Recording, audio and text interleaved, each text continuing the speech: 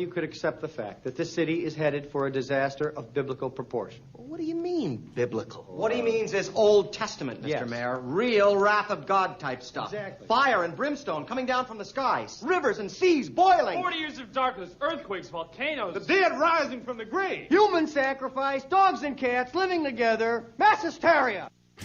We don't normally get this kind of action. It's for us. It's just exciting. us. It's the way our screen is. Oh, dear. It's because you guys are here. It was a legitimate call. It made sense. It was pass interference. I don't care what anybody says. Get ready for 2 hours of hard-hitting football talk from two men in the know. It's Football on the Know with Jim and Joe. You call runs when you're not supposed to, and Dak Prescott is throwing it in the dirt. What they say, it's not the X's and the O's, it's the Jimmies and the Joes. All right, what's going on, everybody? Welcome once again to another episode of Football on the Know. I am Jim McPhee, and alongside of me is Mr. Joe DeCapita. What's going on, Know-It-Alls? Welcome back for another edition of Football on the No Show. We are ready to go. We're talking draft. We got drafts. We got NFL news. A lot has happened this week with the NFL itself, and some interesting things have happened, too, as far as trades go. Mm-hmm. Yeah, definitely. We see our first big move. I mean, it was funny, too. Couple of them. I feel bad for the guys that just put out, like, the mock drafts that day, too, and it's just instantly blown up. Don't It's need hilarious. to feel bad No, I because don't they really do feel about bad 'cause I 50 hate different mock drafts as it is. But it's just funny how you just put it out there. You're that guy, and you're like, yeah, check this out. What? No. You know this is going to happen. But, Actually, that's why you don't do that stuff. Right, These but the things funny happen, thing is how early this happened. Mm-hmm. Usually, major trades like this don't happen this early. I mean, we're about a month away from the draft, and we've already got not one but two major trades. So, is this tipping your hand? Is this too early of a move? Because if you were scared of a team jumping you, and that's why you made this move, Niners, if that's why you made this move. Now, guess what? What's to say that the Jets, who are picking right ahead of them, not too crazy? What if they are looking to trade down? I know everybody's pushing the quarterback, and they're definitely drafting a Q quarterback and all that.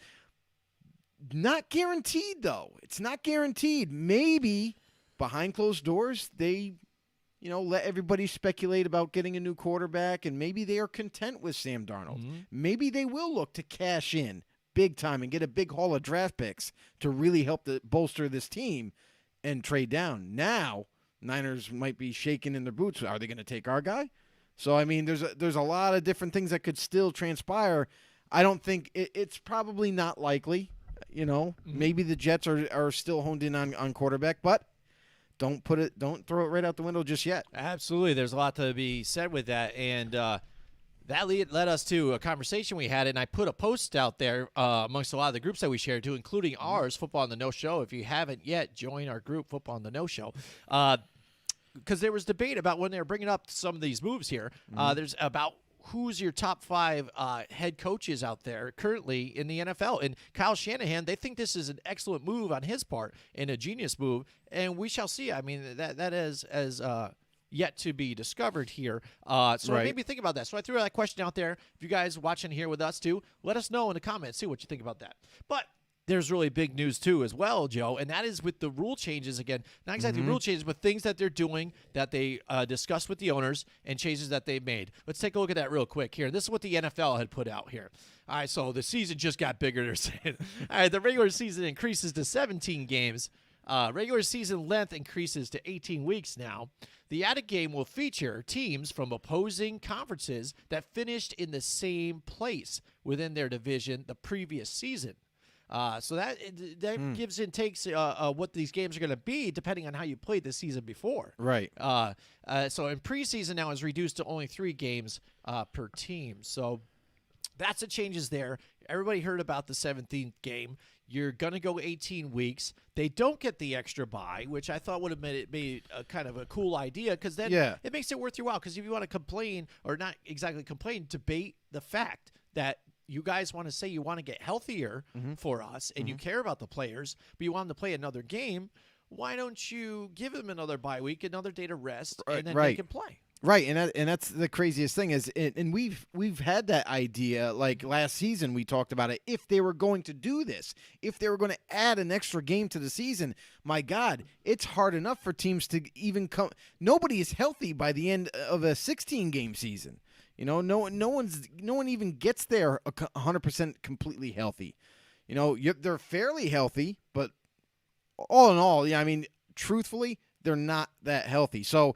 Now you add on another game where teams are going to, you know, when they prepare for playoffs. Now, how much is that going to change their thought process leading up to the playoffs? If they're locked in, they locked in a playoff spot. Now, do you rest a player for more than 1 week? Do you rest them on that 17th week? Do you rest them 16 and 17 to keep them fresh for the playoffs? You know, there's a lot of different scenarios to talk about when this, now that they've added this extra game, this is going to hurt. And that's why the idea of having 2 bye weeks would have alleviated a lot of the stress, a lot of the pressure on these players, on these teams to try to keep their roster as full as possible, as healthy as possible. Now they made it that much harder to deal with. Absolutely. And you know this is a reaction to last year being a down year money-wise for them. Big time. And now lowering the salary cap, too. Right. They're trying to make up some of that extra money here, getting that extra game in. Right. To try and get that revenue back up. And that's where, like, our argument, if you had 2 bye weeks, you still have the 17 weeks total. You're still going to make and roll in the dough for 17 weeks of making money for the NFL. Absolutely, was still going to be lucrative. But it would alleviated the amount of injuries that are going to just, I mean, roll and roll and roll. Like, there's going to be so many more injuries by that 17th game. Like, I understand it's an extra game, but still, think about it. Think about how often your guys' teams are riddled with injuries by 16 weeks. Bringing up the 49ers, I think they were the second in all time of injuries for a team in one season. I think it was up to 20 players. It's insane. I think it was. So, and that's saying that was just last season. Right, and you also look at the Chargers. The Chargers last year, yet again, they just heavily injured throughout the season. Hey, they played admirably. I mean, especially when Justin Herbert just came in and lit it up to kind of help save that team's a little bit of that team's, you know, failures. Wasn't enough because of all the injuries they had. I mean, defensively, Derwin James again injured, out for the year. I mean, they haven't even made half the season. They didn't even play half the season, a lot of these guys, and they're already gone for the year. So, and then throughout the season, when you have your personnel and your rotation throughout the year, this guy goes down. You got another linebacker that went down. Your running back is now, you know, limping, can't play the rest of the season, tore his Achilles, whatever. It's just too much. The NFL, I understand what they want. They obviously want more money. It's a money game. That's what it is. And when you look at it as a business, it makes the most sense. It's the favorite American sport in the United States. Absolutely, right? So, hey, let's extend it by a game. We're going to bankroll this many more millions or billions or whatever. Okay. That doesn't mean that you need to wear thin the product you're putting out on the football field. You know what I mean? So I wish they added that extra bye week. Unfortunately, they didn't. And now we're going to see how much this is going to – I know it's only one game, one extra game, but we're going to see how much this plays into a factor of what each team does strategy-wise, you know, as they get closer to the postseason. So I think should be interesting. It ties together. I think we've had this conversation. I know John Turner has brought it up in his group, in his Football World group. The fact that even the NFL is trying to run these games to where the Super Bowl is going to be on President Day weekend, that weekend. So it rolls further into February. Now you're maybe even getting into March. If you're able to do that, especially if you get an extended playoffs, like they're adding other teams in, getting that to move further. So then it creeps even into baseball season some more, and you're looking at potential different Super Bowls in different stadiums again, not always just in a warm weather or in a dome atmosphere. Yeah, If you outside get further in the into cold. March, Yeah. then you could potentially play at some of these other stadiums. True. And again, stretch it out and, bring into another sports season again and creep in on that and still get your longevity and revenue.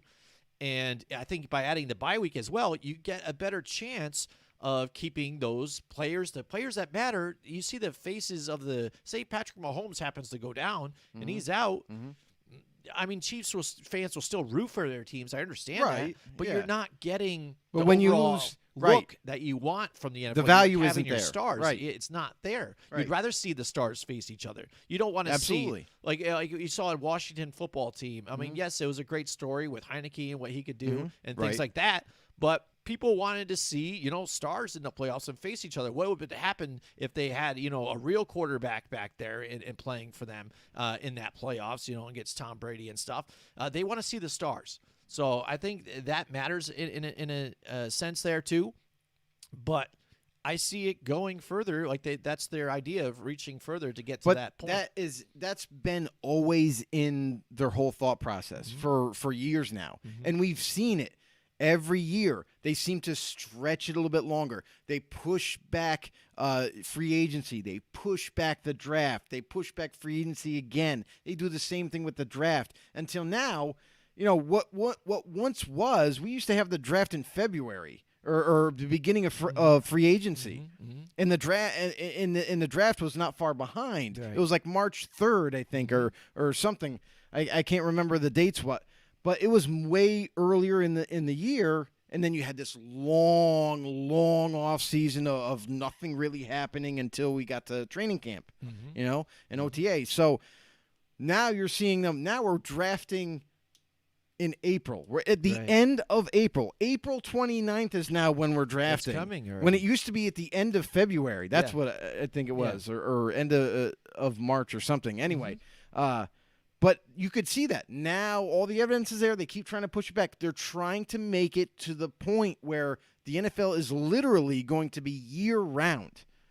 I mean, that's really what their effort is. Yeah, it's legitimate. Like John Turner says, it is a football world, and we're all just passing through. I mean, that's basically it. They want it to go all year round, and there's a month named for each, NFL action. I'm pretty sure that you're going to have to pay some royalties for I'm saying trying that. to see what I can get out of this. I'm milking it as far as I can here. Yeah, I mean, I see it there, and it goes. I mean, even other people that are just casual fans or that don't follow it as much. My wife, even after the Super Bowl is over and we started to show up again after a little break, she's like, "Isn't this season over?" I'm like, "Nope. Oh, it's just starting again, though. I mean, there's free agency, there's this, the draft's coming." She's like, "Already?" I'm like, "Yeah, that's the thing. It happens, and that's what it does." But I mean, it's a great move by the NFL. I know a lot of people aren't complaining because they want to see more football. Players are complaining and things. For they sure. are a little bit. I know we saw Alvin Kamara right away, but let's take a look at some of those games here. We have a list of the games.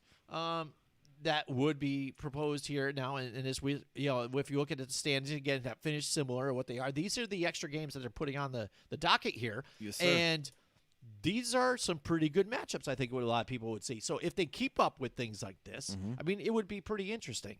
I think a lot of people like to see Packers Chiefs. That's a rivalry that's been there for the decades. Bears and Raiders, there's some good ones here. Rams and Ravens.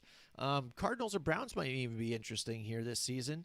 Let's see if someone, what do you got here? Even Washington Bills, with that Washington defense against those Buffalo Bills here and that offense, the way it's clicking.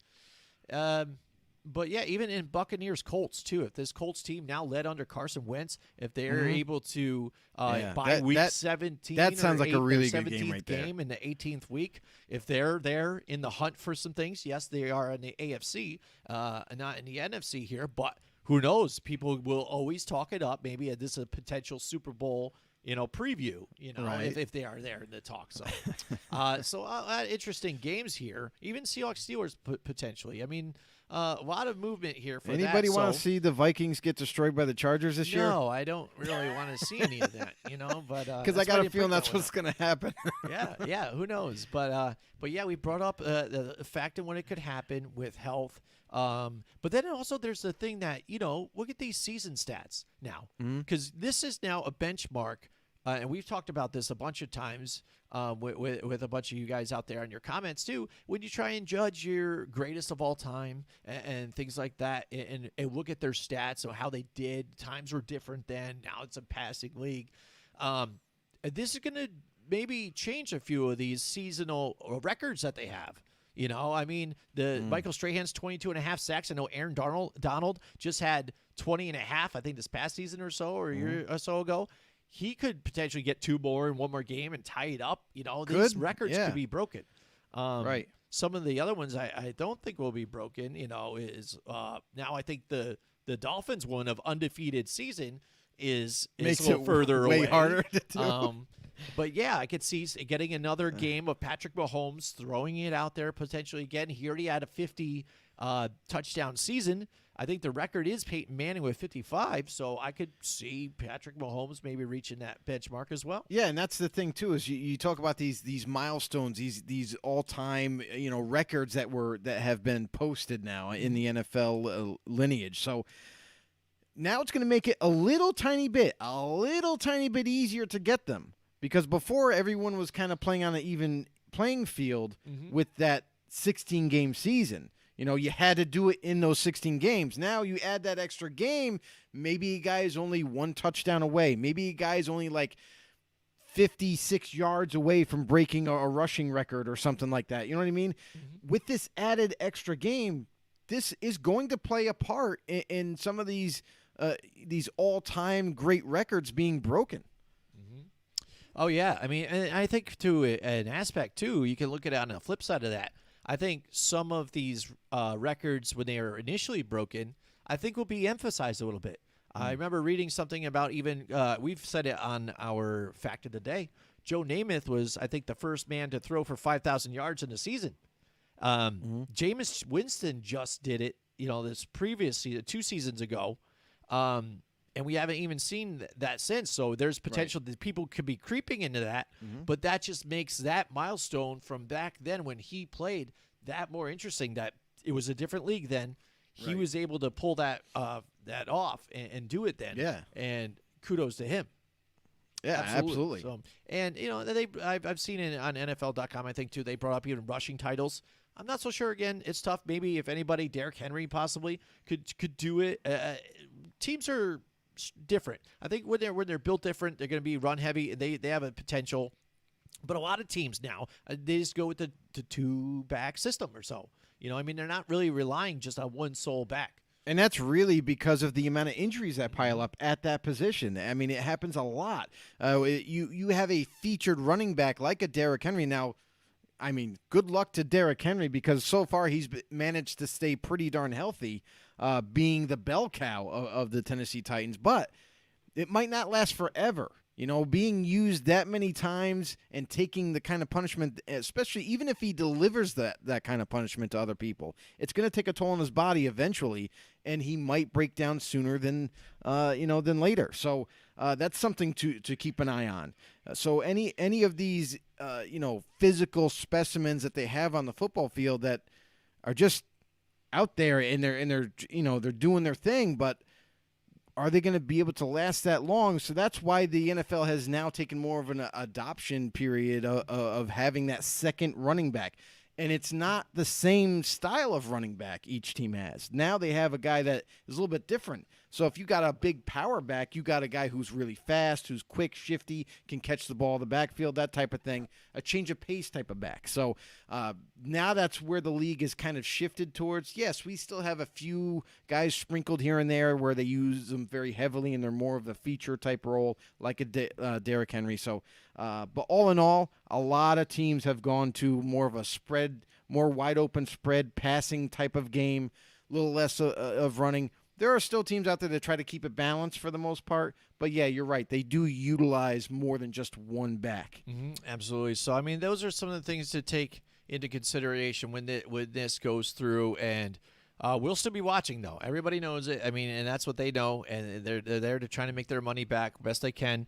On a player's point of view, again, I mean, I look at it from a player's point of view always, Right. too, just because I try to relate it to my everyday life. Like, all of a sudden, I am told I make a salary instead of hourly. I make $50,000 a year. Right. All right. My boss tells me I make $50,000 a year. I normally work Monday through Friday. But now all of a sudden he goes, all right, you're going to make $50,000 a year, but now you're going to work Saturdays too, mandatory.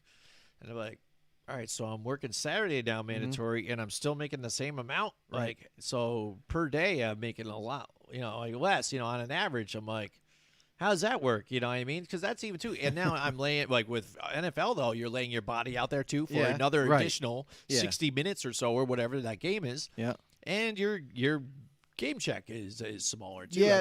I mean to an Okay, aspect. so because the NFL added an extra game, they're getting that difference. They're getting They're an getting that extra game check. Game check. So it's not like they're. that's good. I was It's gonna not say, like 'cause- the contract that they agreed upon. That means you just have to play an extra game. So we're not just we're not going to pay you for that extra game. yeah. No, it's going to be a differential that they have to pay. It's basically just adding an extra game check, a game check, of what they would have gotten previously. Okay. So Yeah, I mean, no that's one's losing better, at money. least. They're Yeah. still making money, but it's another game. I mean, I know it sounds kind of funny or whatever. Like it's just one extra game, but these We've guys seen are things such warriors. happen like that. They're athletic. They are warriors, and they go out there. They practice all week. They think about traveling all the time. Like every single week, these guys practice. They grind. They work out. Then they travel to whatever city they got to go to. They get in the hotel. They get all situated. Da da da da. Now game time happens. Oh, boom! Now you got to get up early in the morning. You get to the field. You get warmed up. You put your equipment. All that kind of stuff that goes on, and then you play all day. It feels like all day, but it's 60 minutes of like very physical football. It's not like a walk in the park.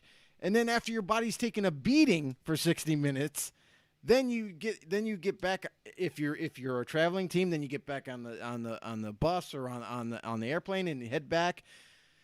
You know what I mean? There's a lot involved in just 1 week, and then they have to do it all over again the following week. So until they get that bye week where they have some resting, some rest days or something like that, it's a grind all season long. Now you add an extra week of that, Right. and like their you said- bodies are all beat up. Most guys play hurt throughout the season. They play hurt. Like when everybody pay attention to the week-to-week injury reports for all your teams.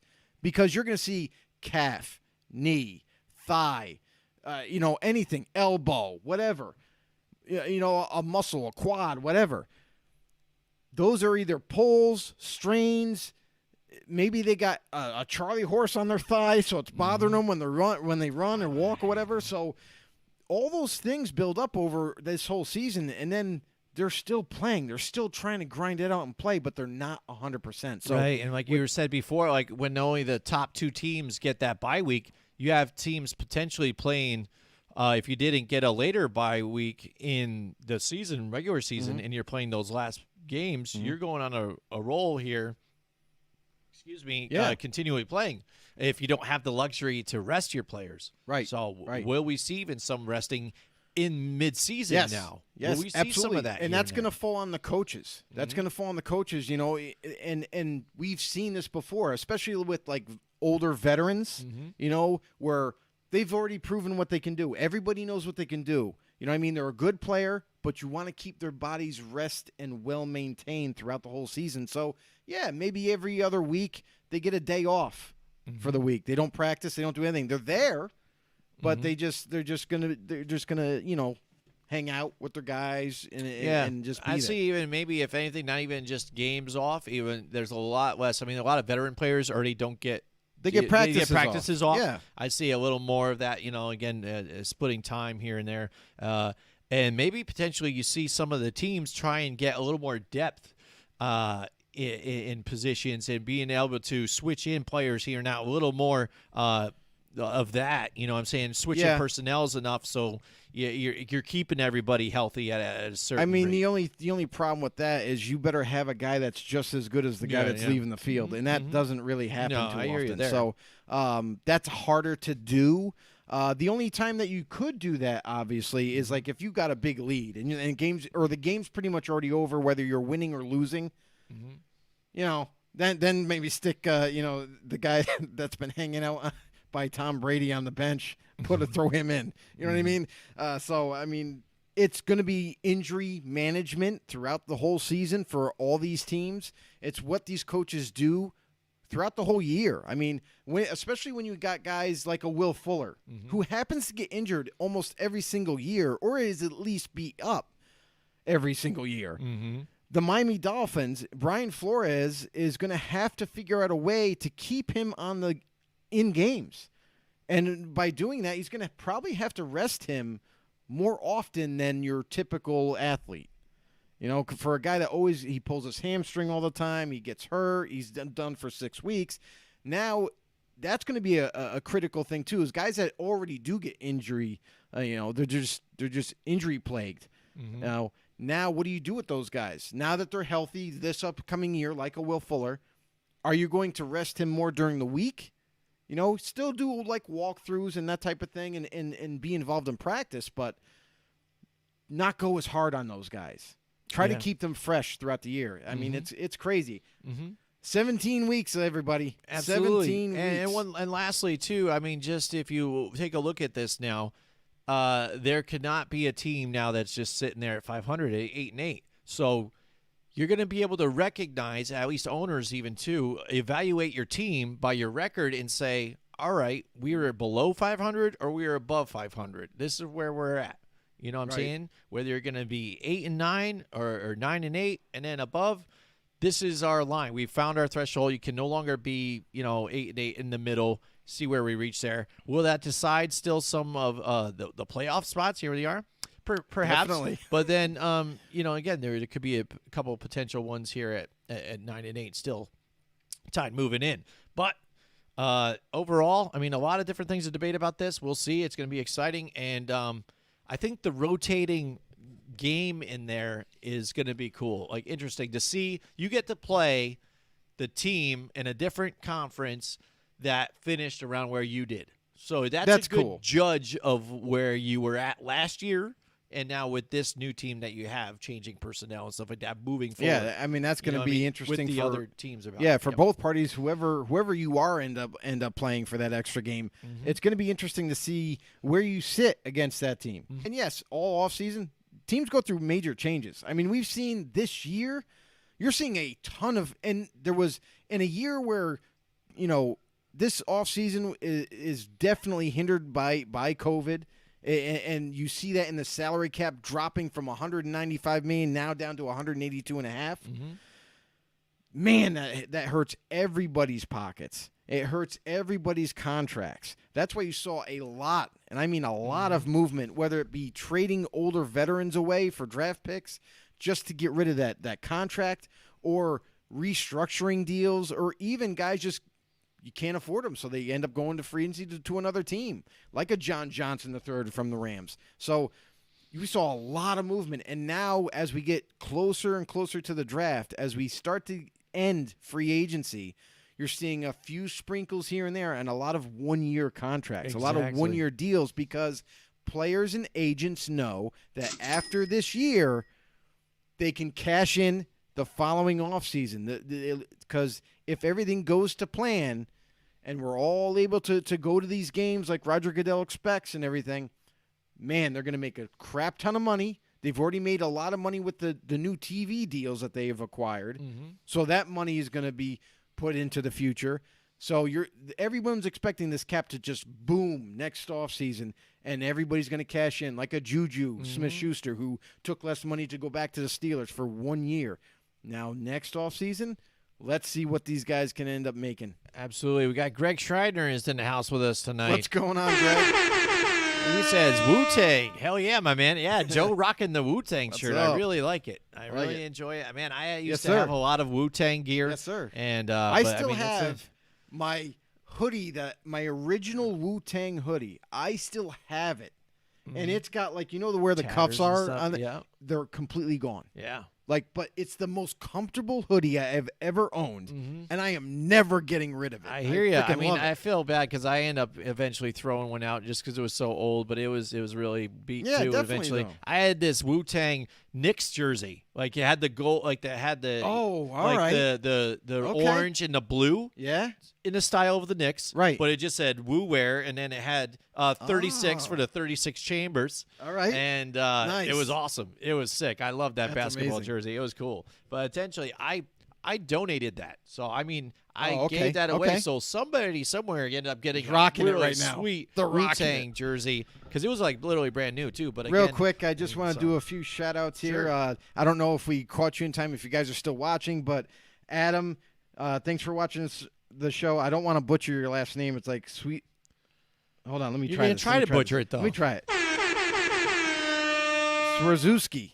That's what I'm going to go with. Okay. So, Adam Swarzewski, thanks for watching the show. Charlie Drewbury, Johnny Badillo, Zachary Dooley, Nick Bizarro, Dave Rourke, just kind of tuned in. Thank you guys for the support. Thank you guys for tuning in. If you guys have any questions, comments about the draft, about your team, what situation they're in right now, a couple of huge trades that just transpired, and a lot of big news from the NFL, adding a 17th game season. Goodell expecting to have full stadiums this season. Yeah.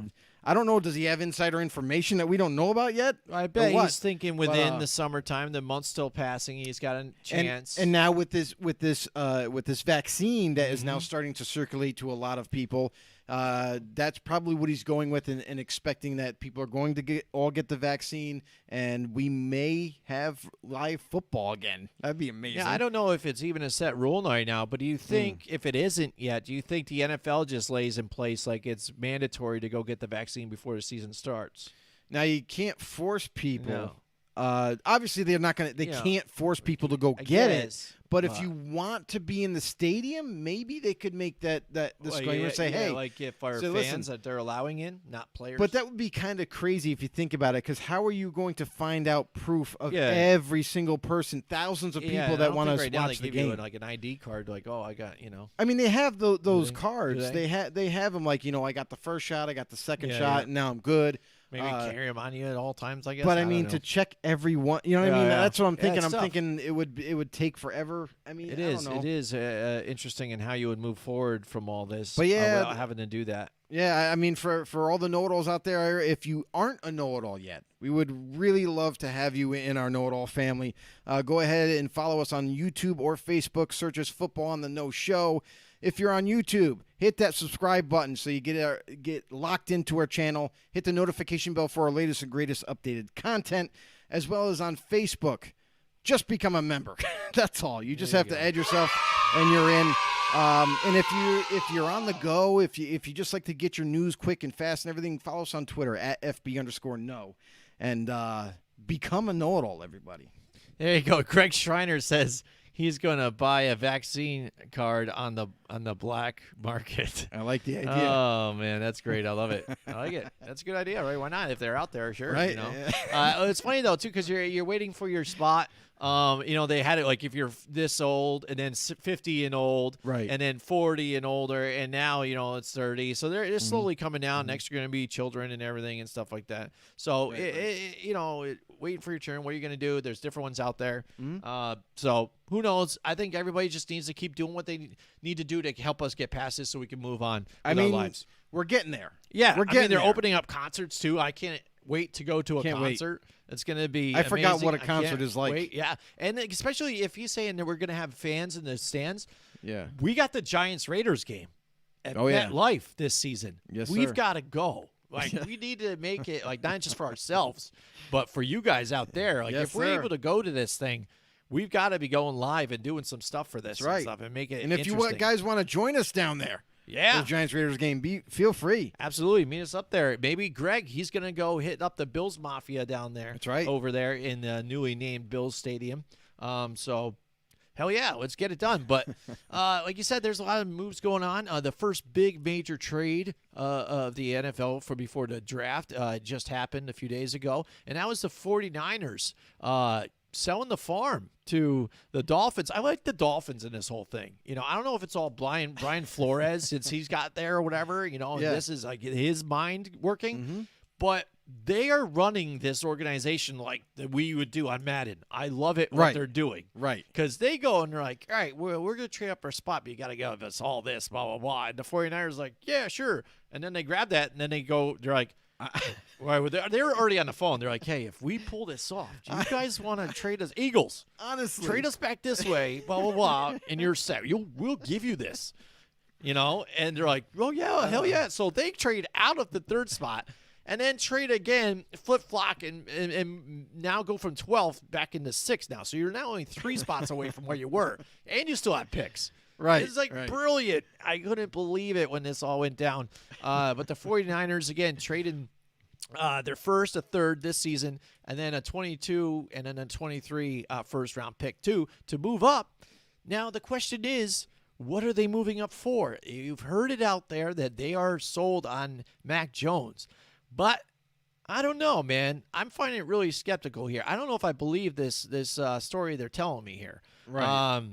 Something smells really bad, because a lot of the times around this time of the year, too, people aren't too transparent of what they're doing, unless you're Urban Meyer that just will tell you, I have no idea what the hell I'm doing.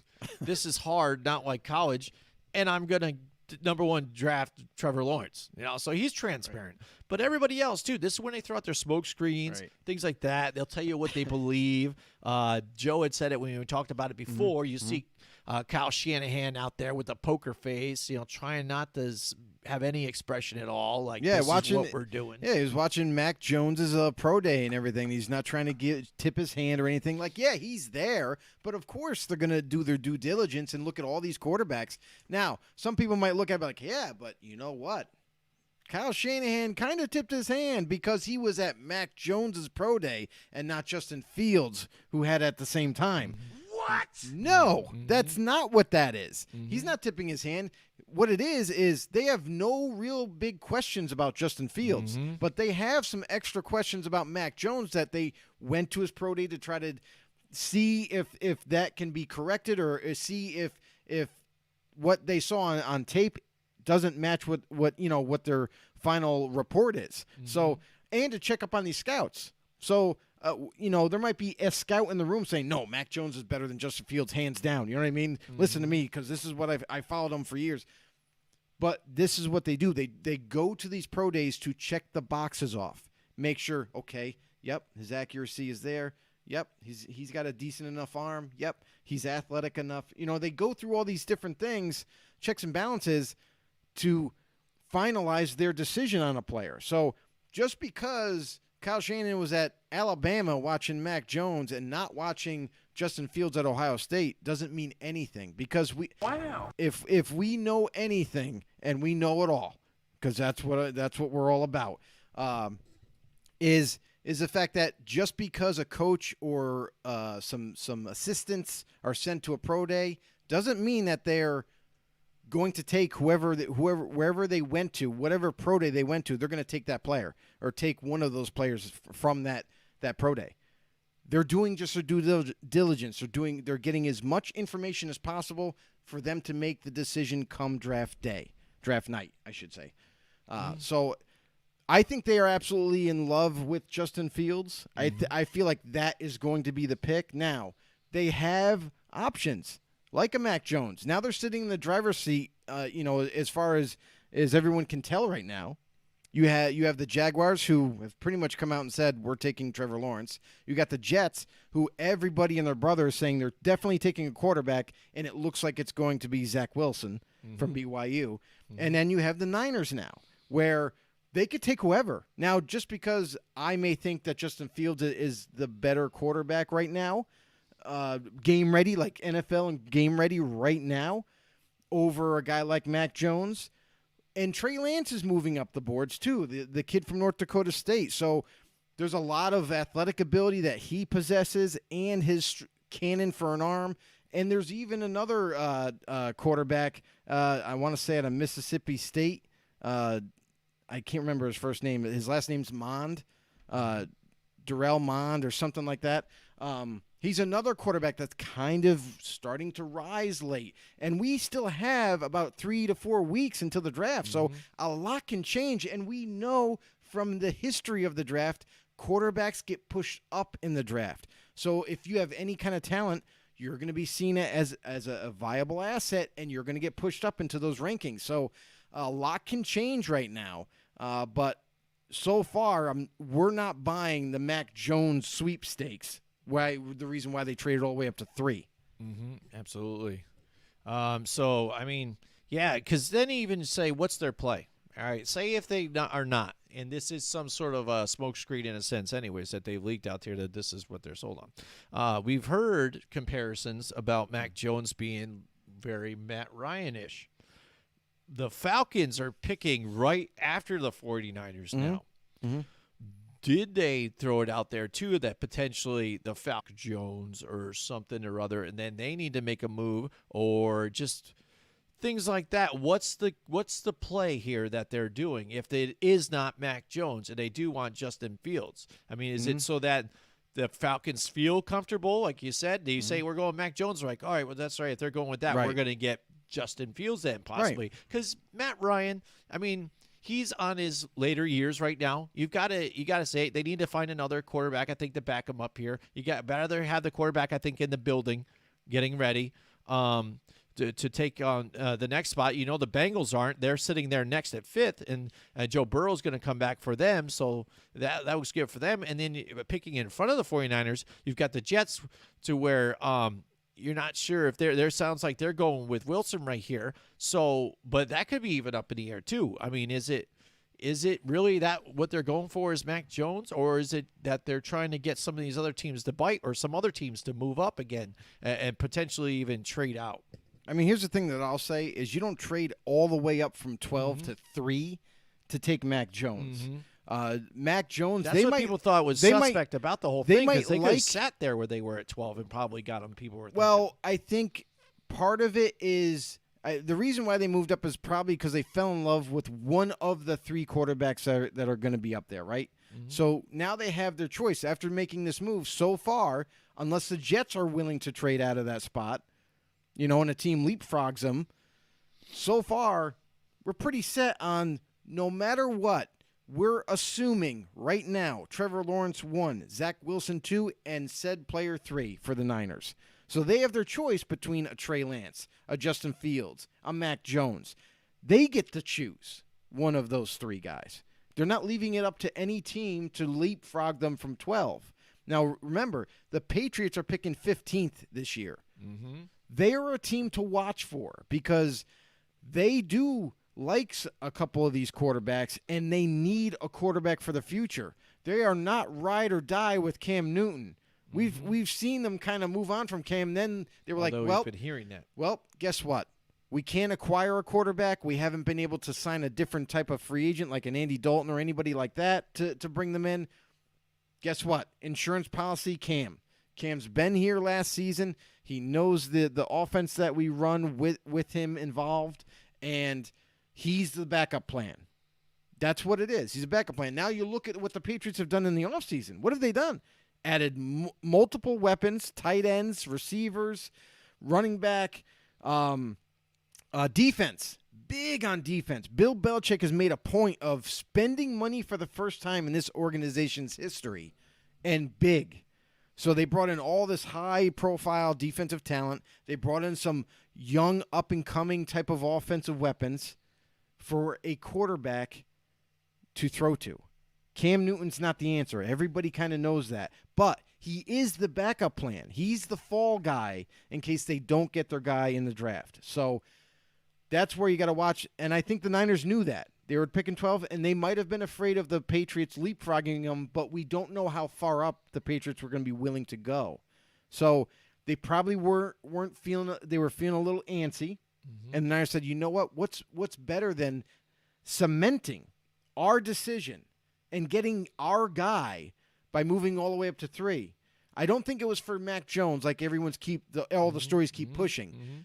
But I do think that they are pretty convinced it's going to be like a Justin Fields or a Trey Lance that they want, for their offense. So I think that's why they made that big of a move. And it also could be they couldn't get any other trade partner but the Niners. Or, I mean, but the Dolphins. Mm-hmm. I mean, you got to look at it that way, that's too, true, because too. not everybody wants to trade. That's true. Maybe the Eagles didn't want to trade at first. Yeah. You know what I mean? Maybe they were being stingy and didn't want to give up or didn't want to – the Niners didn't give up enough for that pick at that time. Mm-hmm. And I honestly cannot believe this is some draft day shit. You know what I mean? Because you watch the movie Draft Day? No, I don't think I Okay, have. so you have to Is watch that the it. one with Kevin Costner? Yeah, you have to watch that movie, and you're going Okay. to know exactly what I'm talking about. Okay. I never once thought in the modern era that a team as valuable as draft picks are would give up not one, but two, but 3 first-rounders to move up. And that's what the Niners did. That's something in draft day that happens. Oh, really? Where I forgot who it was. They give up the Browns. I think it's the Browns because it's focused on the Browns. Yeah, yeah. They give up 3 consecutive first-round draft picks. And I'm like, that'll never happen. Guess what? Congratulations. It happened this year. It's absolutely Yeah. insane. I cannot believe for the life of me that the Niners gave up 3 first-rounders. This year, a third-round pick this year, 2022's first-rounder, and 2023's first-rounder. That is absolutely insane. And kudos to the Dolphins because, oh, my God, they already had a crap ton of early picks this year and next year. Now they got it for next year, the year after that. Like, they're set. And if you go back a few years with the Patriots, this is what they used to do. They used to stockpile big time on draft picks and early ones. And you're seeing that now with Brian Flores as the head coach of the Miami Dolphins doing the same thing Bill Belichick did. And as long as they hit on their draft picks, they're really going to turn this organization around for the Miami Dolphins. And they could definitely be one of these teams that are ascending so fast, and they are going to be something to deal with. Yeah, absolutely. Because you've seen the moves that they made on a very short time, and even when it seemed like they were tanking for Tua, selling the farm, they were even competitive. They were staying in these games and still winning and still trying. And we saw what they were able to do, even too, with bouncing back and forth from Ryan Fitzpatrick and Tua here. Right. And speaking of 49ers and the Dolphins, these are both teams that we heard during free agency that maybe they wanted to trade Tua or they wanted to trade Jimmy G. I think Now, that's the Niners said they're preposterous. still sold on Jimmy G, and the things that they can get No, them they're not. places or whatever. No, they're not. But No, I they're not. think right now, for at least for the Niners' sense, he's Mr. Right now, Because and they're looking for Mr. Right in this draft. I just have to say this real Sure. quick because Go I just watched a press conference of Kyle Shanahan, and he pretty much spelled it out there. He spilled it all out there and said, we are looking at that quarterback. It's a quarterback position. It's no secret. We're not making it a secret. It's not a secret out there. Everybody's talked about it. Everybody knows. And it's because Jimmy G cannot stay healthy. We need a quarterback that's going to be on the field, is going to be able to participate in games to help us get to the next level that we want. And he didn't say it word for word like that, but it was kind of that gist. So they are taking a quarterback. They didn't trade to 3 to not take a quarterback. Now, which one it is, we can debate that all night long. But all in all, I think it's going to either be Justin Fields or Trey Lance. I think that's what it's going to be. I don't think it's going to be Mac Jones. I will be absolutely, positively shocked, and I will say this right now, that if the Niners do draft Mac Jones, it's going to be the biggest bust in Niners history. Not because Mac Jones won't be a good quarterback for them, but I think it's the value that you're going to be getting him. You give away all your future, basically, because I know you're in win-now mode, to get Mac Jones when you could have got a quarterback that I feel is going to end up being Pro Bowl-ish, like a Justin Fields or maybe a Trey Lance. Instead of getting that guy, you got a guy that you could have got a little bit later down in the draft. All right, we've got Jesus Davila in the house with us tonight. What's Watching going on, Jesus? on YouTube. He said, let me ask y'all something. I don't know if y'all talk about it at all, but what do you think the Jets should do in this draft? I mean, I've had this conversation I don't know how many times with Jet fans outside our show, and Oh, it you makes know some? No. Yeah, right. They're hard No, to find. they're around. But anyway, we do live in New York. Yeah, we do. I know we do. But anyway, but yeah, I think honestly, I think Sam Darnold is not a bad quarterback. I think that when he was given weapons later, I mean, you look at it this past season, the weapons, he didn't have those weapons like a Brashad Perryman and Jamison Crowder has been there. But and then they drafted Denzel Mims. Denzel Mims was out with an injury early in the season. Brashad Perryman didn't play early in the season until late in the season when everybody started to come together. Everybody started to get healthy. You started to see Sam Darnold in the Jets offense actually be competitive for once, for not having a true big-time running back or an offensive line besides Mekhi Becton, who they recently drafted. I think it was pretty impressive what Darnold was able to do when given some weapons, some talent. Now, I think the Jets shouldn't hit the reject button yet. They shouldn't hit the panic button. What they should do in this draft with all with all the cap room that they had this offseason, they've done a decent job, not a great job, but a decent job throughout the offseason adding talent. But now you're getting closer and closer to the draft. Now you need to switch gears. Now what you need to do with that number 2 overall pick, you've seen what the Dolphins were able to do. I mean, to get the return that they did is insane. Now you just think, okay, well, if that's the value at 3, I can only imagine what 2 could bring, right? And you're sitting in a power position. If the Jets are willing to trade down, and this is what I think they should do, I think they should stick with Sam Darnold. I think they should trade out of that number 2. See what they can get. See what team wants to go up to 2. And you don't want to drop too far.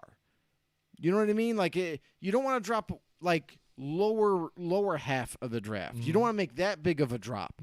But I think, and mind you, the Jets have a second first-round pick in this draft. I think it's the 23rd, I think. Jesus, maybe you could confirm that for me. But they have another first-rounder. 23rd, you're right. Right, so they have 2 first-rounders. Trade down a little bit, and you can get one of these premier talents like a Jamar Chase at wide receiver, like Kyle Pitts from the Florida tight end. He's absolutely amazing. Just today he had a pro day, and let me tell you, a guy that's 6'5", 246 pounds just ran a 4.40. That is blazing fast for that kind of size. And the guy is just basically a humongous receiver, if anything. So there's a lot of premium talent that they can go down just a little bit, just enough. Maybe they get a huge return on that trade down, and they still have that extra first round pick. It seems to me, and you build around Darnold for once. When has this kid had anything really around him that had enough high quality talent? None. He finally has a left tackle that he can rely on. He needs offensive line. The rest of the line needs to be upgraded. Right. And he needs better talent at receiver, needs a running back. Le'Veon Bell's not there anymore, although he is a free agent. Well, the Jets, problem that they did have, too, with there was their offensive line being not able to, solidify a running game for them. That's what I'm saying. Yeah. You got to upgrade it. But I hear you, and that's the $1 million question. Basically, what you're asking here is, it's like almost like deal or no deal. You know what I mean? You've picked your briefcase. Sam Darnold is your briefcase. Things are dropping around on the board. Things are going down. It's dwindling down. Now, again, you got to say, now, in this briefcase, is it the $1 million? Is it what you think it might be? Because right now, you're on that 3rd year. Not sure what you got out of this because you had the mono season, too, as well. So that hindered any kind of else, seeing what you could get out of him here. The lack of weapons is another question here with it all. So you're there. What do you really have here? Is it worth sticking around, or do you even just say, well, I don't know, I might just take it and take my money now, take a shot on one of these quarterbacks while the pool is a little bigger here. This season in the draft is a better quarterback pool than next season projecting.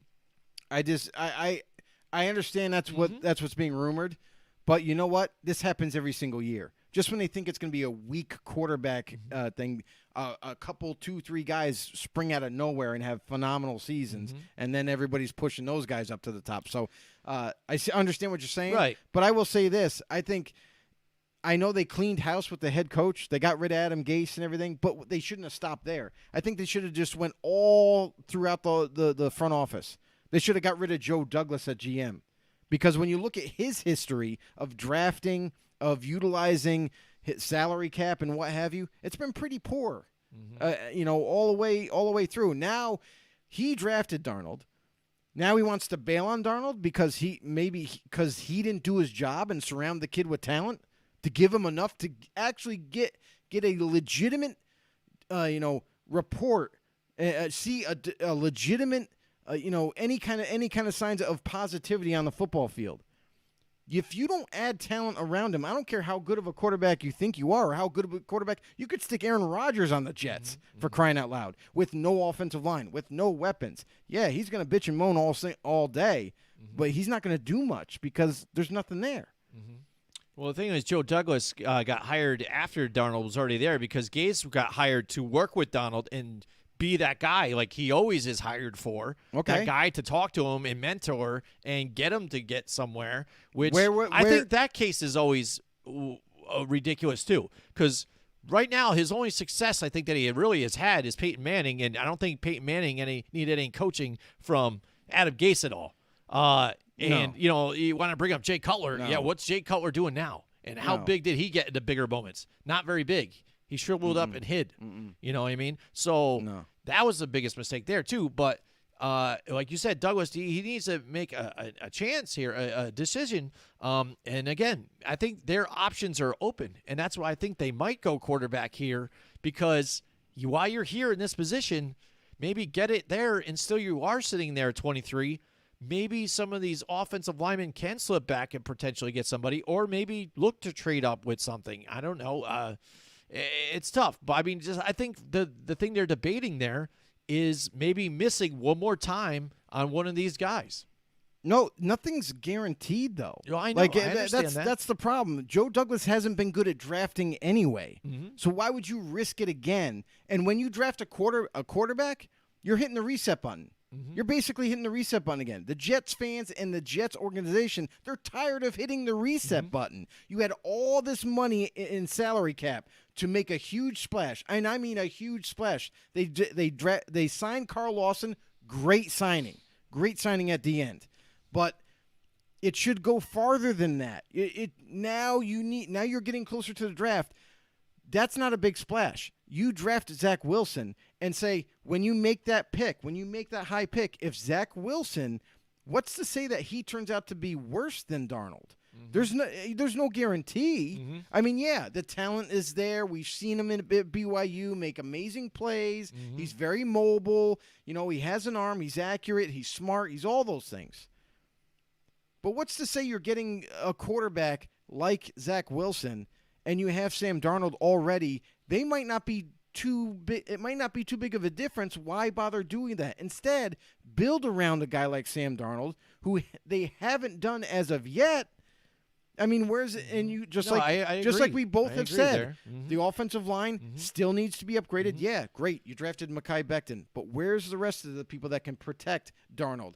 And get him weapons. Get him more weapons. And I think you need corner position on defense, too, as well. I mean, we saw what they had abysmal play there, too, as well. Right. And when they needed help on defense, too, because when your offense is struggling that bad, too, you need to lean on your defense a little bit, too, to be able to help you out through some of this, which I think having Robert Saleh there now is a major stepping stone. It's going to improve That's a good signing right there. That's a good thing you need to be able to do. We have always argued this. Like you said, it hasn't had the weapons. I like what they're doing with Corey Davis. I like Mims. It was a nice little highlight they had. I think Jamison Crowder, we already know what he is. He's really good. And slot. I even like them bringing up Keelan Cole here as a little mix in there. Right. Maybe potentially we could see him. We've seen him make some spectacular plays. We've seen him, make some bonehead plays. Now not be able to make plays. Can he be a part of this mix in here? So I think they've actually added talent around him to help him out here. So I think this season we'll be able to see what Darnold is because they've got the decision, too, whether they're going to pick up the next year on his contract, too. You know, it's a make or break. True, but here's the thing is when I'm talking about talent, not just any talent, like Corey Davis isn't top-tier talent. No. You know, Keelan Cole is not top-tier talent. He's talented. Yeah. And we've understand said that what he you're hasn't saying gotten about that, there too. Like, yet. even if Rashad Perriman But last year, it was like, the biggest thing is you need guys that are just absolute playmakers or ballers that are going to make so a do you huge think they maybe difference. go with wide receiver in one of these ones? I One of these think picks? that's why I'm saying you trade down if you can. Now, not everybody's going to be willing to trade up and give up a lot of picks, but if you can find a trade partner and not go down too far, you can still end up with a Waddle, with a Devontae Smith, with a even if Jamar Chase happens to slide further than people anticipate. You know what I mean? You could still get a big time playmaker, and you have another first round draft pick in a draft that it is super deep for offensive line talent, super deep. So why not? This should be the draft of all drafts for the Jets. They should be able to nail this one out of the park with all their draft picks. And at their disposal, you got to hit these picks. You got to hit them the nail on the head here. You got to attack offensive line. You need to upgrade all those positions there. All right, so now like a Penei Sewell, even if you were to go farther down and maybe get a guy like Tevin Jenkins from Oklahoma State, who's just an absolute monster. I forgot his first name, but Slater, the Northwestern tackle. He's another big, stout, tough kid. I just think there's too much that they should be able to improve on in this draft if they do it the right way. If they trade down, get more picks, and then build every major hole that they have right now, they should be able to build through this draft. Get it done, Joe. All right. Now, it kind of reminds me, too, of when we talked about the Giants, and I thought potentially when they were in that 6th pick and they picked Daniel Jones, that I think they could have even traded back then and still been able to get Daniel Jones later on and still get weapons and more picks and to acquire what they needed. Now, do you think the Jets would be able to do that? Because I keep hearing Zach Wilson to the Jets all day long. Yeah. I don't hear it so much from any other teams. I mean, is there that much of a want for Zach Wilson? Because I know, again, people wonder what is behind the headband and things like that and the antics. And coming from a smaller, or it's not a smaller school, but BYU, what are we getting out of here? Are we getting, not a Johnny Manziel, but somebody that's, a little more flamboyant out there. What are we getting out of this guy? Is it a flash in the pan with a little attitude? Like, what are we getting out of this whole thing? I mean, you're definitely. Do you think they'll be able to trade back a little bit, get some partners, and still be able to fill that void, but then others, like you said, as well? I mean, absolutely. I think because there's this whole, hysteria for Zach Wilson right now, because they know Trevor Lawrence is off the market. Yeah, I think so. It's been pretty much a lock. But Zach Wilson seems to be pushed up there as the next best quarterback. Now it could be debatable. I mean, but what we do have is Zach Wilson is a very well educated young man. He's very smart on the football field, X's and O's. He pretty much has everything you want in a quarterback. He has a strong arm. He has accuracy. He can throw from different plateaus, which is another kind of modern day quarterback type thing. As we've seen Patrick Mahomes kind of do these little flick plays and little throwing across his body and making these weird throws and sidearms and stuff like that, and underarm type of deal. Zach Wilson can do all that on the move, just like a Mahomes. So, I mean, that's kind of where everyone's like, oh, look at what he can do. Oh, my God. And there's no attitude at all. He's like the kind of kid that you can bring home to daddy. You know what I mean? Very, very professional looking. He very well respected. He respects everybody. So, I mean, he's got the smart. He's got everything. He's got the charisma. He's got all that. He's got all the talent that you ever need in a quarterback. So people kind of have him pushed way up there because of all those things. Now, again, there's no guarantee when you get to that next level in the NFL that he's going to be great. No guarantee he's going to suck. There's no guarantee that he's just going to be an average quarterback. So, but you got to go with what's there. What we know is that he's very talented, and he comes from a offense that threw a lot. They were a heavy passing offense. So, I mean, there's been plenty of tape to see if he can make all the throws. And that's where I think teams are kind of more confident in taking a guy like Zach Wilson versus a guy like maybe a Trey Lance, where Trey Lance comes from North Dakota State, which was a heavy running program, and not so many passes in that offense. So they don't have a whole lot to go off of, you know. And Justin Fields is the other guy. He's the guy that was in a pro style type of offense, is kind of NFL game ready right now. Super smart, has a cannon for an arm, accurate, can make all those kind of off balanced throws, and very smart, and he's got the speed. He's very mobile, like a Wilson. Wilson also has speed. So, but he comes from a pro-style offense, which a lot of teams he can acclimate a lot easier to the NFL game than maybe a Zach Wilson or a Trey Lance. Yeah, I mean, so for you, it sounds like, not quarterback. You want to go O-line and a wide receiver spot. Get that elite possibly. Those would be my two, go-gets. I can concur with that again, but there's always that question in my head again, too. I'm holding that $1 million briefcase. What do I do? Am I deal or no deal?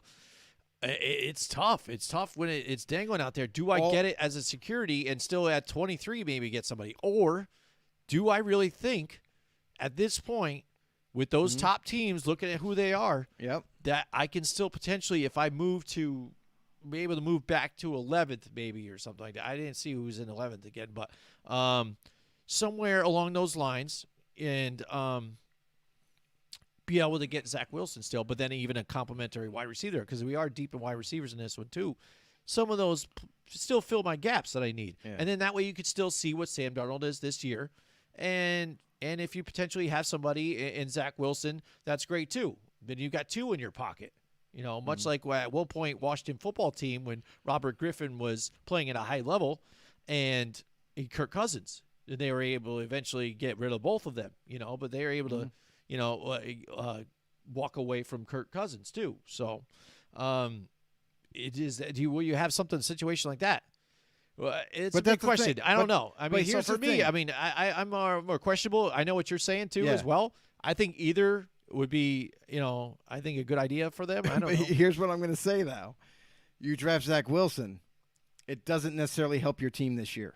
No, not exactly, I guess. Not, unless he can spark the something. thing. If you're losing again, you throw him in there and he can spark some wins possibly. But here's what I'm saying. If he can make those throws. Here's what I'm saying. You draft him. It's like what Green Bay did last draft, this past draft. They drafted a quarterback, all right? Yeah, but you're not talking third overall, right? But the problem is they could have drafted a receiver to really help this offense. They could have drafted another offensive lineman that with these Their mistake is even bigger, though, I think. Yeah. Okay, but this is where I'm getting at. Now, the Jets are picking very high. They're at number 2. They take a quarterback. It's not going to really make a huge difference this year, whether it's going to be really bad or really good, despite who's at quarterback, okay? If that happens, Joe Douglas gets fired because it's been a long time since he's been the GM, and if they don't see any improvement, then the axe is going to come for Joe, because now you can't blame the head coach. Right. Now, he might have a grace period of another year maybe, but all in all, he needs to hit on everything. And I think the way he can do that, the way he can turn this team a little faster around, is just by building around Darnold. He's been there. You can see certain games where, and like late last season, you saw when he had some weapons around him, with a porous offensive line even, and no real running game, they able to squeak out a couple wins by the end of the year. Now just imagine Darnold with an actual legitimate running back, an improved offensive line, and those weapons like they just added. That might be enough to be a fairly competitive offense. Right. So I mean, that's what I'm saying. Like you I could hear you do there. more. You could make more of an impact. Right, and if you look at it in this point of view too, if you want to stick up for Darnold too and the turnovers, not near like something like Russell Wilson, but in the 30s, he's had 30 sacked 30 times, 33 times, then 35 times. And even his first 2 seasons, he had 17 touchdowns, 15 interceptions, 19 and 13. This last season was the first time that he had more interceptions than touchdowns. So you're just trying to ask, can you limit some of those turnovers? Are you making the bonehead throws when there isn't really any pressure? Are you making bad reads? And I don't know if we've seen so much of that. So I understand what you're saying there, too, that there is the potential there. And I think need to people get the want to kid a better overreact. So that's one thing you will be looking into. So I don't know if we answered any of your question there, Jesus, but what did you think? Do you agree with Joe, or do you think of what I'm saying? It makes more sense. So what do you think out there? We did throw a question out to a bunch of groups out there, including our own. I asked a question, who are your top 5 current NFL head coaches? And we've got Ramon Rivera here from NFL News and Updates. He says Bill Belichick, number 1, obviously. Andy Reid, number 2. Sean McDermott at number 3, which I like. I had brought this up, too, when I was talking to him about this. I mean, you got to throw his name, I think, in the hat. Mike Vrabel, which we talked about, and Bruce Arians out there. So what do you think about that top 5, Joe? I mean, I think you're leaving out like Sean Payton, things like that. I don't know about Bruce Arians. Bruce Arians, again, you win with Good. a loaded team. Yeah. Yeah, I mean, there's not a whole lot of hey, You just what are had we to gonna not do? mess it up. We're gonna score points. We're just gonna ask Tom Brady, who do you want? Okay, and right, then, this guy. Who else? hey, Okay, this guy. You're like taking his order. Hey, Todd. Todd, what do you got? Don't worry, I got something cooking on defense. I got this. And then Bruce Arians just sits there with a grin because no one can stop that team. Yeah, you know what I mean? Like, yeah, come on, who like, are you gonna throw it to? So okay, so now let's talk about Bruce Arians pre Tampa Bay. When he was with the Cardinals, right? Didn't really have much. You know what I mean? Like he had some, he had Larry Fitzgerald, obviously. But it wasn't like the type of, I don't know. I can't really quite remember him as a Cardinal head coach. Like, what did he have? Did he have Kurt Warner then? Was that year when they made like a playoff push? Was he there? I'm that trying year? to remember. Remember who their head coach was that year. I don't know. Maybe you guys could help me out with that. Yeah, I got to keep going to my tablet here, and I got to keep opening it up. But potentially, maybe. But I mean, again, that was the year that you had Larry Fitzgerald and you had Anquan Bolden and still even a decent defense. And you had Kurt Warner, who was playing at a great high level, too, as well, that drove that team that far. Right. So you had all the makings of a Super Bowl-led team, but yet they lost still, and some mistakes that cost them big. They were pinned up against I think they were about to score, and that's when Kurt Warner throws the interception and goes all the way for a touchdown in that same Super Bowl for the Pittsburgh. So that threw that right out of the water, and it was a downhill turn right from that moment on for them. We've got Scott McDonald also commenting on this one. He has a different top 5. He says Andy Reid's number 1. Okay. Sean McVay, Pete Carroll, Ron Rivera, and then Mike Tomlin. And then for a bonus, Bill Belichick.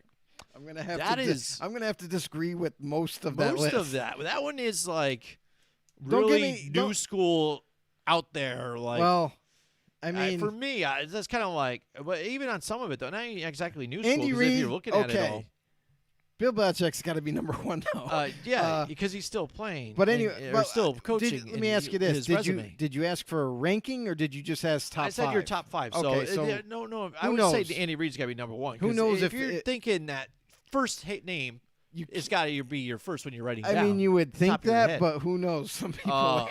So Sean McVay, I can see again. He's got that team playing, but the thing with Sean McVay, that team keeps banking all of their picks and their money and reloading every year Right. on that team. Oh, And this is the year we got they still bank. haven't This won. year we got bank. This year we got bank. And They still haven't eventually you're going to be left with nothing that you had just, sold all away. And then you're stuck. Then you will have to rebuild. And then if you have nothing to show for it, then you're screwed. And the fact that you had Jared Goff in your system and you made it to the Super Bowl with him, wasn't able to finish it off with him, but you also were confident enough to give him his money Right. to turn around a few years later and say, yeah, no, I don't think we're in on this guy. Let's go get Matthew Stafford and trade away Goff to the Lions. Like, that's going to fix our situation here. Don't get me wrong. I like Matthew Stafford, and I think he's probably a better option than Jared Goff too, as long as he can stay healthy. But what message are you sending to your team here with this? You know what I'm saying? If you're this quarterback guru again that we hear about these guys working with them, where's the disconnect? So one thing I want to point out is I was just kind of browsing about Bruce Arians. So his quarterback was Carson Palmer. Okay. Those days. Yep, So yep. So it was after Kurt Warner those days. right. So you had Carson Palmer. You had Larry Fitzgerald. You had Patrick Peterson, obviously at corner in his prime. So they had a decent defense and that sort of thing. But as far as like top 5 head coach currently, like I don't think I consider Bruce Arians a top 5, regardless of ranking. I don't think he makes my top 5. And for this, like, we've done top lists before. And this is, let's be clear, this is current coaches. This isn't all time. Yeah. I mean, that's the thing. And we've done things like this before, where we've said even currently playing on how they're playing, how do you rank quarterbacks? And we've had debates about our lists with things like that. Because people want to say, oh, well, when Phillip Rivers was there, we had him in top 6, I think, or so, or at least top 10. And people were like, he's trash. He's no good. You know what I mean? He throws too many interceptions, and he we've been should be down that there. road. And I was just like, well, still, if you look at his resume, still he is one of those better quarterbacks that are in this upper echelon. That's how we ranked it. So there's confusion there. Ron Rivera, again, he made it to a Super Bowl with Cam Newton one year, and then then what? You weren't able to that team was not ready for that game. And here's my You might have said, here, this is a bigger moment here. I want you guys to settle down. We're calm and relaxed. Yeah. Cam Newton was not calm and relaxed. He was scared to death in that game. He was not ready. The moment was too big. And what happened in that game? You got demolished by a Peyton Manning Denver Broncos team led by Von Miller, too, also on defense. You weren't in it. You weren't in it at all. But now you get a team, I understand that, to where you weren't expected to go places. I get that. You had question marks with Dwayne Haskins. Who is your running back really going to be? But you did have Chase Young. And that defense, one thing you can do, you build your defenses up. And that got you to where you needed to get to. Right. I understand that, too. So I understand Ron Rivera, too, on a coaching standpoint. He does pretty well. But if you look at top 5 currently right now, I don't see him in that echelon. I don't either. By the way, quick shout out to Ant Gallows in the house with us tonight. What's going on, man? Thanks for joining us on the show. You just made the list. But that's the thing too. Is I feel the same way. I feel like Ron Rivera. Think about all the coaches. You got 32 head coaches in this league, and you mean to tell me Ron Rivera is like top 5 out of all of them? I'm not so sure. Like, I do agree with Sean McDermott. I think he kind of gets overlooked in the head coaching conversation about being a really good head coach. This is a guy that, since he's been hired by the Buffalo Bills, has had nothing but success. I mean, he's definitely helped turn over this roster, has made it into a winner. They have a winning culture now. Like they're seen as a threat in the AFC East. You know what I mean? They have all the weapons in the world. They got a really good defense, which is what he's known for, coming over from Carolina Panthers. And the offense is it's kicked in now. They pulled off a couple of big trades to add talent to that, like a Stephon Diggs and so forth. So Yeah, I would think with everything McDermott has done in a short amount of time, I think he definitely has to be in that kind of top 5 consideration. He's got to be in the conversation. I understand it completely.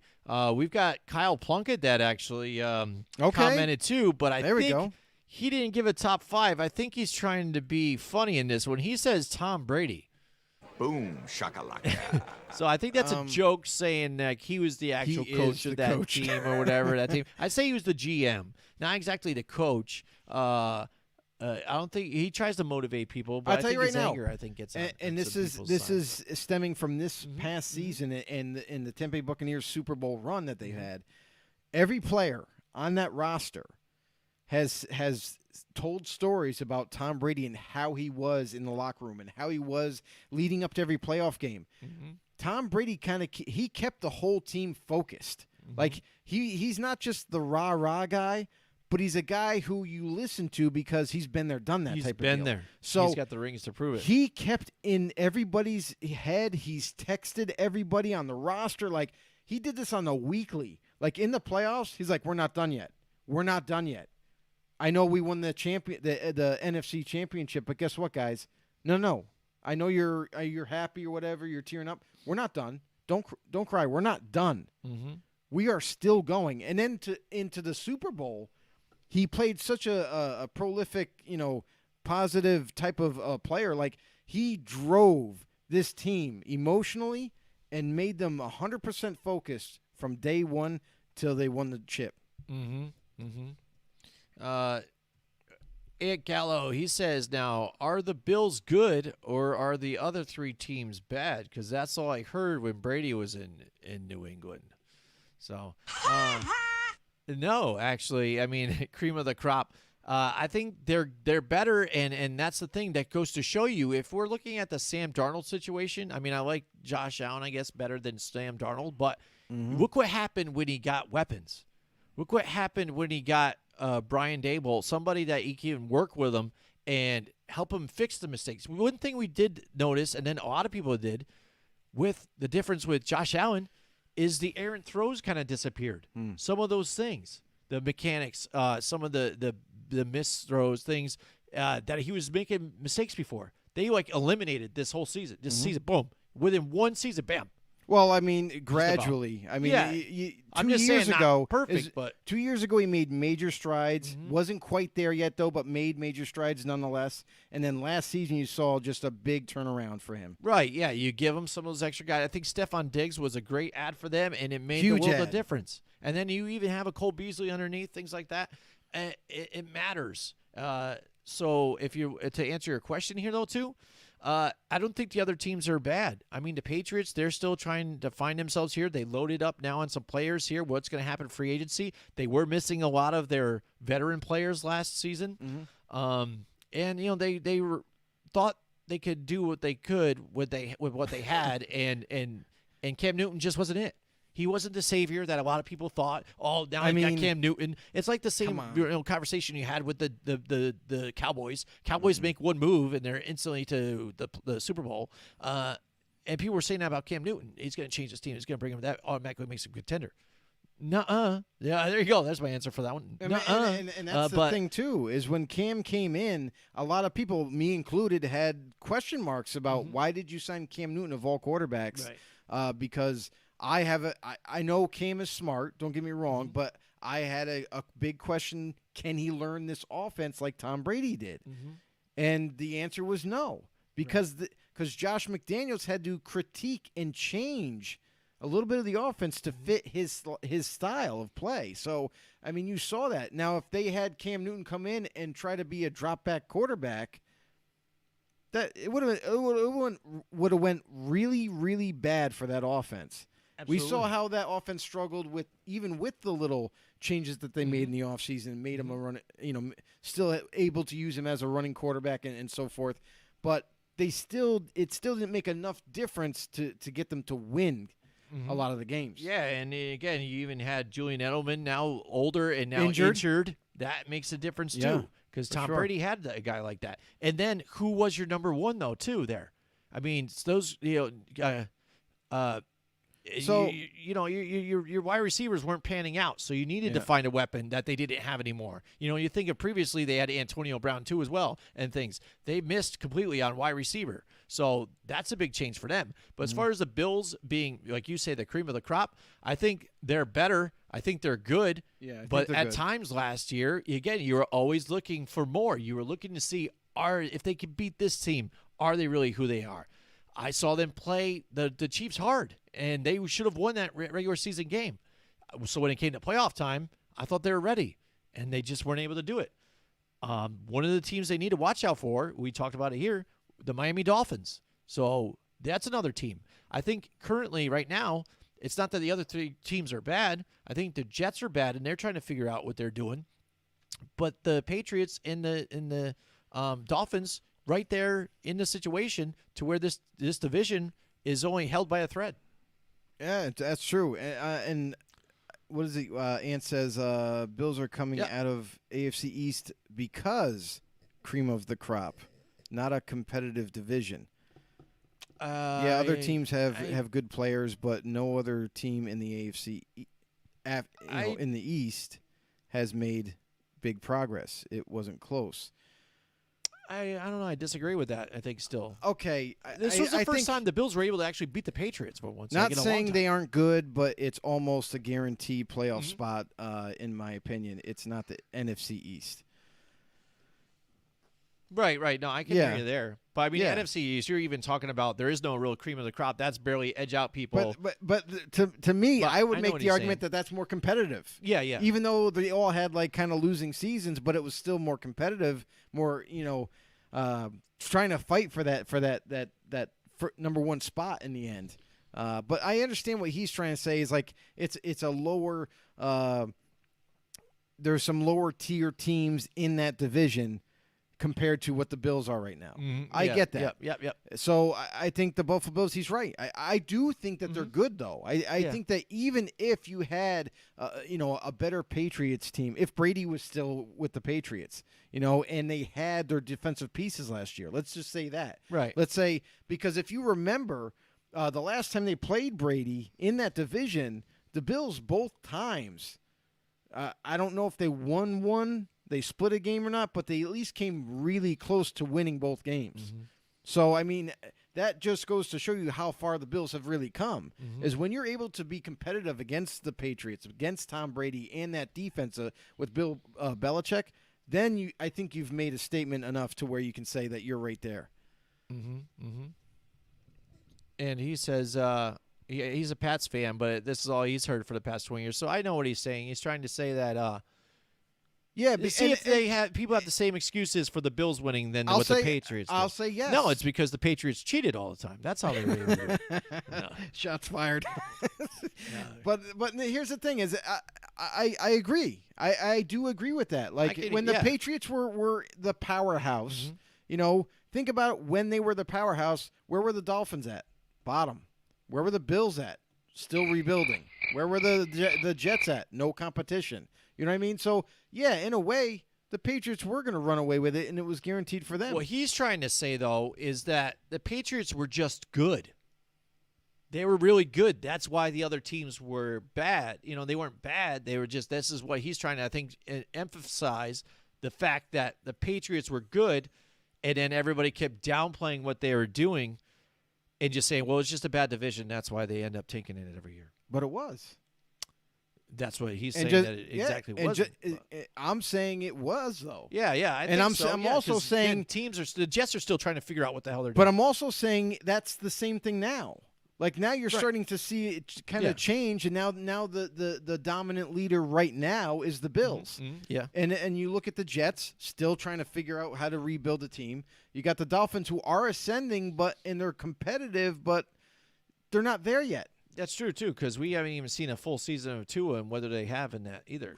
I mean, they made a lot of upgrades, don't get me wrong, but you got to remember, too, is most of that team is so young that, yes, we've seen the defense plays lights out at times, but the offense is so young still. Like, they haven't even gotten walking legs yet. You know what I mean? So they're still a developmental type of a team right now.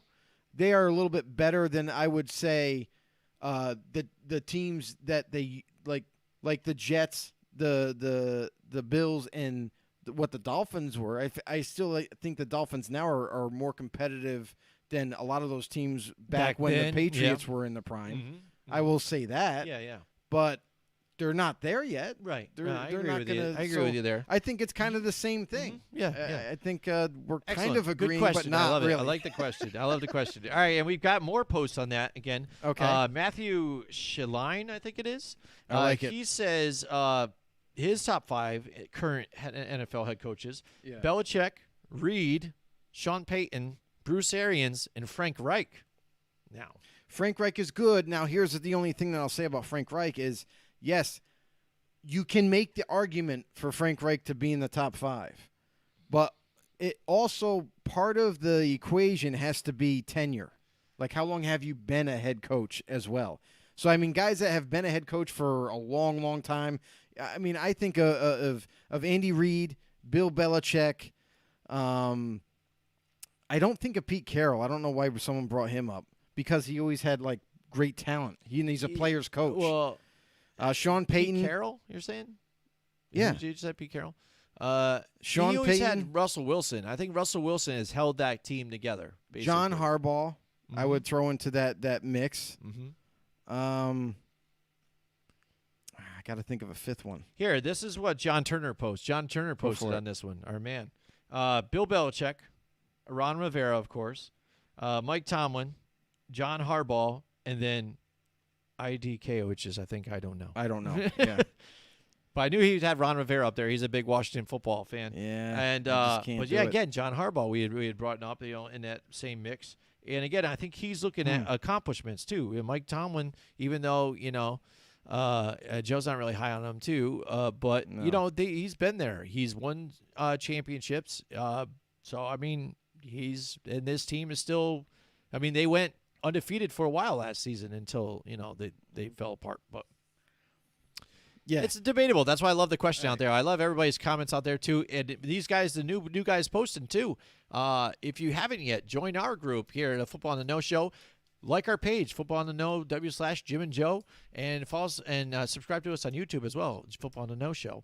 And Gallo here, back on the Brady situation, he says, so if Brady was in New England with full roster and defense, where do the Bills stand? Do they pack the same punch?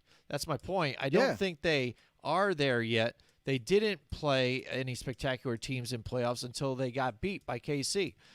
So, yeah, he's kind of thinking of what I was thinking in a sense. I think we saw – it's tough because you just saw Brady with the weapons that he had around in that team. He has – you have to admit he has lost a step. That's God's truth.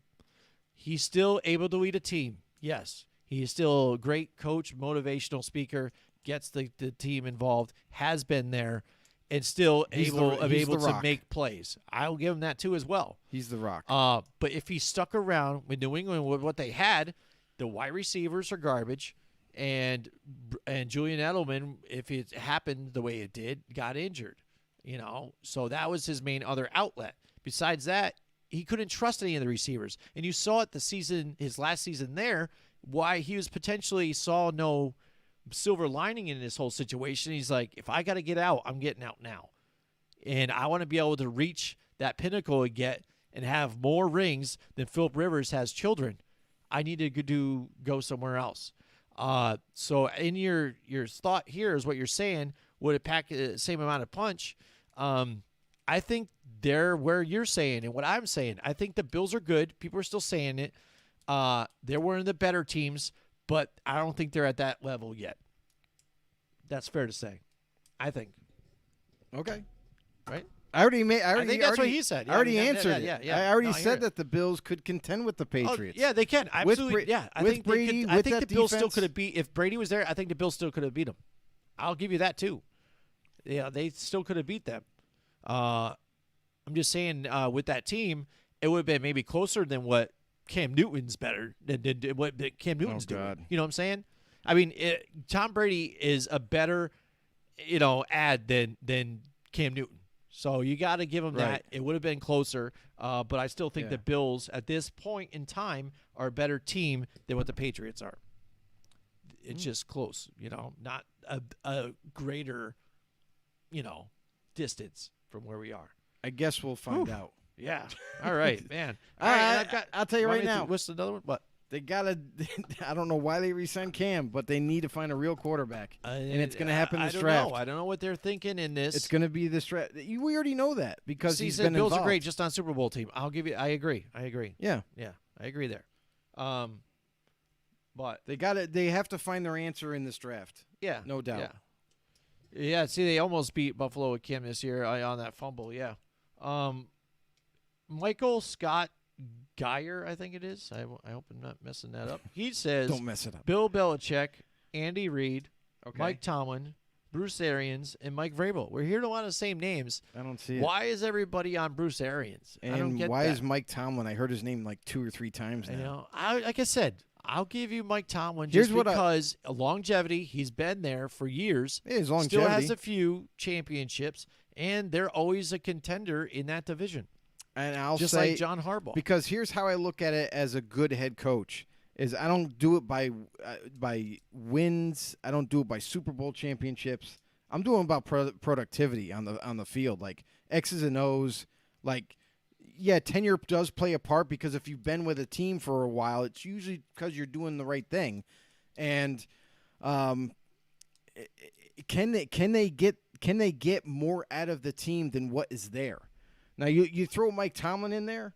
Look at what Mike Tomlin has had the luxury of having. He's had a very good quarterback, a solid quarterback for almost his whole career as a Steeler coach. He's always had a plethora of talent. Think of Le'Veon Bell, and you think of Antonio Brown and I'm sorry, but Martavis Bryant had a good few years with the Steelers when he was there, and great. I think he was still had a there great when off- Hines Ward was there at one point too. Yeah, He had some a guys. great offensive line. You know what I mean? Had a great defense. Like, kind of inherited all that. Like, yeah, over time, like they added a piece here and a piece there, but a lot of that until now. Where's the Steelers going now? They still have a great defense, and he's a defensive-minded guy. I mean, so they've been staying true But to the that. offense isn't as good Well, as it they've used to been be. mixing in from different coordinators, and that's what happens, and that's where you lead to some of that. I mean, how just many saying. offensive coordinators do they have in and out on there? But so is that a testament, like you're but to saying, me- but that to is me- he not finding the right offensive coordinators to But lead the that? thing is too is you as a head coach, you got to know your X's and O's. And Tomlin is not. He's a player's coach. He's not a guy that's going to whip something up like a Bill Belichick or an Andy Reid or a Sean Payton. You know what I mean? Like, that to me is where the true great head coaches come from. As guys that aren't just player coaches. You know what I mean? Like Pete Carroll, I've heard his name before too. And I'm like, why do you think Pete Carroll's such a great head coach? Because he's been with Seattle like half his life? I mean, it's more about like you were saying before, like Russell Wilson he is the backbone of that organization. He is the major part of that team that keeps everybody together. Pete Carroll, you got to wonder on the sidelines, the dude's like staring at the scoreboard half the game. Like, I don't even know how much he pays attention. You know what I mean? Like, he watches plays, but then he's kind of like looks lost at times. Like, I don't feel like he's not a guy that is heavily involved in X's and O's week to week in game planning and preparing. That's what the offensive coordinator and D coordinator is. He's more like a figurehead. He's a player's coach that he's really good at bonding with the players, and that's what he is. Right. And that's what how I feel about Mike Tomlin. I think Tomlin is kind of the same thing. He's a guy that has been brought in to establish a culture, and he does a phenomenal job. And Mike Tomlin, one of his major successes, I feel, is keeping Antonio Brown under wraps for years and years, like he did, and not letting anything get leaked. I mean, so if that's what you're going off of it in terms of a great head coach, a top 5. Currently, I don't think they should be in that conversation. Well, yeah. Currently, I mean, it's tough again, because when the wording 'Cause, is like, perfect, okay, because it's let me- open for debate All that right, way, because but- you can all say right, of all so time. let's do this then. Andy Reid versus Mike Tomlin. Who's better? Well, yeah, I like Andy Reid there Okay. too as well. But I'm always one to nitpick at every little things that But they do, though. here's my thing though: is we're going to compare Mike Tomlin to these 5 coaches Sure. that I'm going to name off. Okay. Bill Belichick. That's not no contest. Right. That's why Right? those two are going to be up there in the top. Yeah. So we got Andy Reid, we got Bill Belichick, Sean Payton.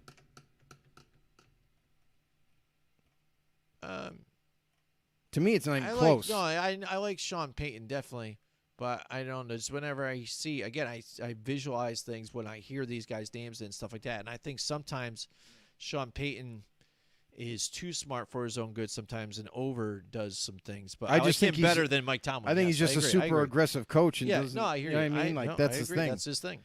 John Harbaugh. John Harbaugh. I think in a sense too, he's a player's coach, but he knows his stuff though too. He doesn't know his X's and You O's know what I because mean? that's Yeah. he's another bigger part than people give him credit for on that Absolutely. defensive Yeah. side of the ball. Mm-hmm.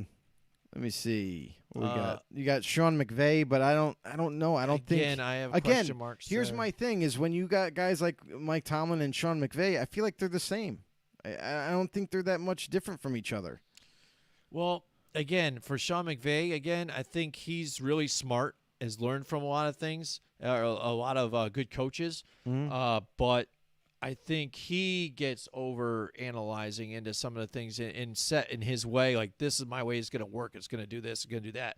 And then when it came down to that Super Bowl where he had to try and maybe change his game plan and stuff like that, he went into full like hide mode. You know what I mean? He kind of shriveled up and was kind of like, whoa, all right, what I'm going to do is I'm going to not give myself time when I get to the line to maybe make it audible and read what the defense is doing. I'm going to make them guess of what I was doing last second. And they already knew what you were doing, so it didn't matter. So they were just killing you, and you had no way to get out of it. So things like that. So I don't think he's up there either. What about Sean McDermott? Sean McDermott, I like what he's doing. Again, the longevity and still sticking with the same team and what you're able to do and trust in the system and what you're building. And take a team that, was in shambles after Rex Ryan was, Oh, in my the God. charge. And drafting the right players. I mean, rough. but even able to get Ed Oliver at the spot where they were, I mean, that was amazing for them to be able to land into that spot.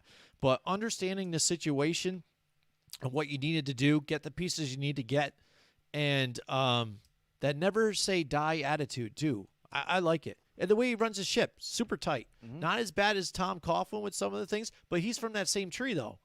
So runs it, straight ship. This is how you do it, and I like it. What about Frank Reich?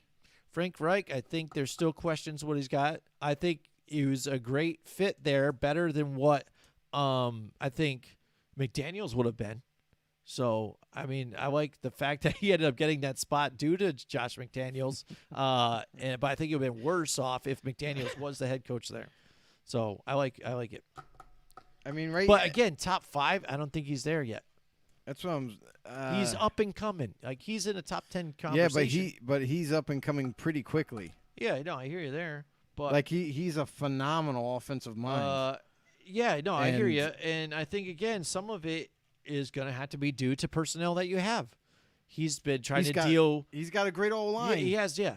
But don't have receivers. Don't have receivers, and now you're just now going from Jacoby Brissett, then to Phillip Rivers, and now you've got Carson Wentz. So going through different quarterbacks, and he's and had trying to success get- with all of them yeah, so absolutely. far. So yeah, far. yeah. So And I mean, Wentz, I don't have a doubt with him because that was the last time when Frank Reich was his offensive coordinator with I'm just saying, Philly. yeah, let him that was string the a last few time. years together with the same quarterback and get this thing going, and I like it. Yeah, You know what I I'm mean, saying? I mean that's the thing is I just don't. I don't agree with Mike Tomlin being in the top 5, and agree. right here I looking agree. at this list, I can already put 6 or 6 guys in front of him, 7 guys even. Yeah, I mean that's why again I posted the question. I think it's a good one that's open for debate, and we're already seeing. Do we so have many any? different Do we guys. have any other? One just popped up. Chime in. Oh my God, this is the one. This is the one that's gonna blow the lid off the freaking place here. All right. All right. I've got to. I've got to hear get it. this one ready for even. Oh, boy. Yes. Yeah. Where All is right, it? what do we Where's- got? Where's my thing here? Here we go. Ready? We're gonna blow the lid off this one. Here we go. This guy, Michael O'Sullivan, says Ron Rivera, number 1. Tomlinson. I think he means Tomlin. Mike Tomlin. I don't think it's LaDainian Tomlinson, but I think it's Mike Tomlin. Matt LaFleur. What the Shanahan, and then Andy Reid.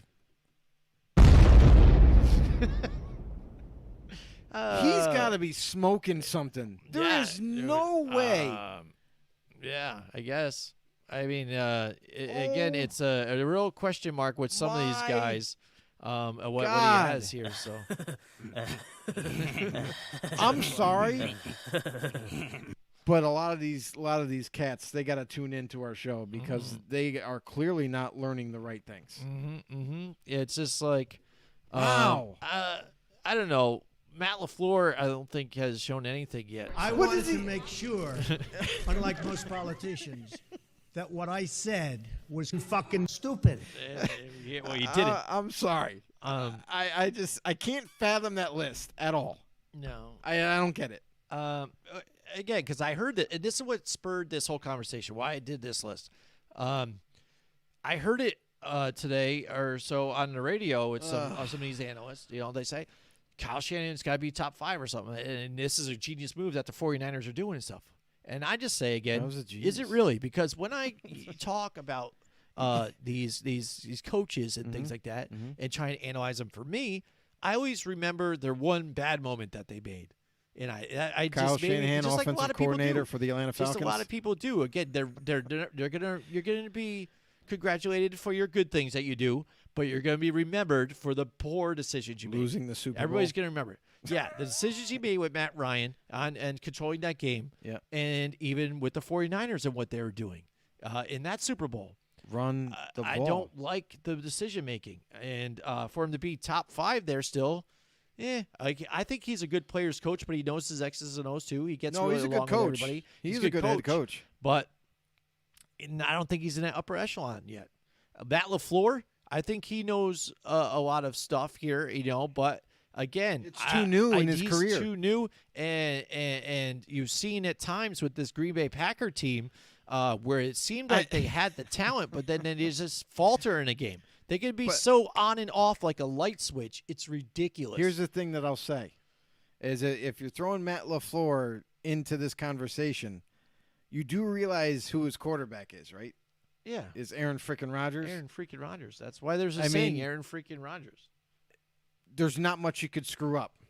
Yeah, and then if you know, when you look at what he's done, you went and traded up, and you've got, went for another quarterback here to replace Aaron Rodgers. Jordan apparently. Love. Yeah, Jordan Love. So it's like, but then he sat a whole year. So you Exactly. traded up That's to my get that point. pick, and then he sat for a That's- year, and this he is- might sit this year. He This is probably what I'm will. saying. So Okay? But this is and what you I'm saying. did it- I know what you said. You said that's it why, before. You could have went and got one of these But wide that- receivers or but some that- talent to help right. you now. To help you with now. Aaron Rodgers. to help you now. Mhm. And the same thing is going to happen for the Jets. Mhm. If they draft quarterback, I feel like it's a mistake. I I appreciate the comment, though. I definitely do. Michael O'Sullivan. He's from NFL Talk All 32. He's in there. Nice. Yeah, Nice. we definitely appreciate it. Phoenix Ray with us in the house, too, here on this post. Mike Tomlin, Pete Carroll, Bruce Arians, Andy Reid, Bill Belichick. I don't think they're listed in that order. I think that's 5-1. So, again, Pete Carroll we're seeing, Bruce Arians again, Mike Tomlin again, which, again, I can understand some of these guys because they've all been to a Super Bowl. Some have, they all have won. sometimes But you again, have I think too Pete much- Carroll shouldn't be in top 5. I don't think Sometimes Bruce Arians should be in the top 5. Here's my thing with Or Mike Tomlin, I with guess, with yeah. these guys that they keep listing It's off. tough. If they won a Super Bowl or a couple Super Bowls or whatever, it doesn't guarantee them being an upper echelon type of coach. Mm-hmm. You got to look at the team that they had. Right. Look at what Bruce Arians So it's just tough had. then. So we'll say it this way. I know you disagree with Mike Tomlin. Totally disagree. And again, I think we're shady about those bottom three. Andy Reid, Belichick, they're like locked in. Would they you say have that? to be. Sean Payton should be there. Yes. Who else are you filling in these spots then? You know what I mean? It's almost like I don't know, when you're playing the Family Feud. Survey says, what do you got here? So These three people we got tip the 3, top right? 5. You have 3. You have 2 more. We got 3. I would say John Brown. What do you mean? Or John Harbaugh, John sorry. Harbaugh. John Harbaugh. Yep. And I would also let me say I would say Sean McDermott. I really like Sean. I think he's done a lot so far. Yeah, he hasn't had a super long career, but he's on pace to do that now. Mm-hmm. There you go. And I mean, right there, so. and the other thing too is we did talk about Mike Vrabel. Yeah, but I feel like think that's a nice one though too. But and then I started thinking about it. Mike Vrabel's a defensive-minded guy, correct? Mm-hmm. From the Patriots, linebacker, all that, won Super Bowls with them. His defense sucks. Tennessee Titans defense has not been a really good defense as of yet. Mm-hmm.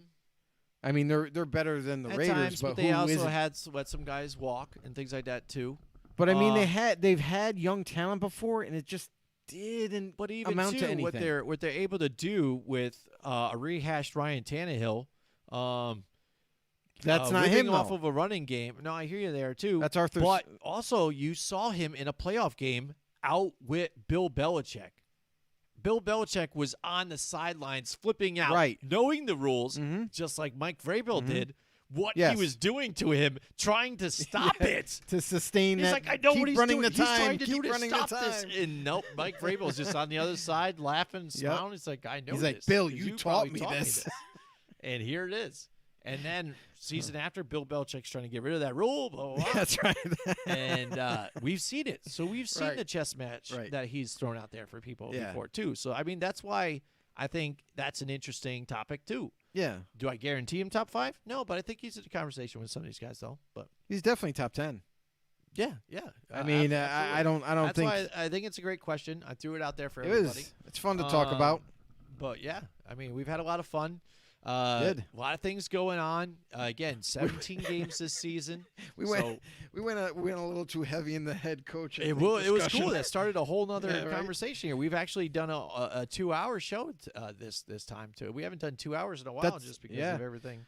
That's Yeah, been the going long. on. I don't think we'll break our record though. No, 4 hours. 4 A hours 4-hour of show. nonstop That was- football talk. It was, but that was pretty That was fun. intense, though. It was a lot of fun to all those guys.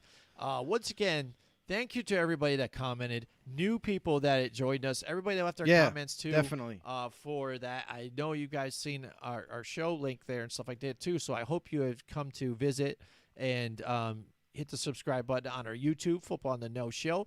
We're also got a group here, Football on the No Show as well, and our page, Football on the No, /Jim and Joe, the OG. You guys give us a like, a follow there too as well. We want to build more members on that too as well.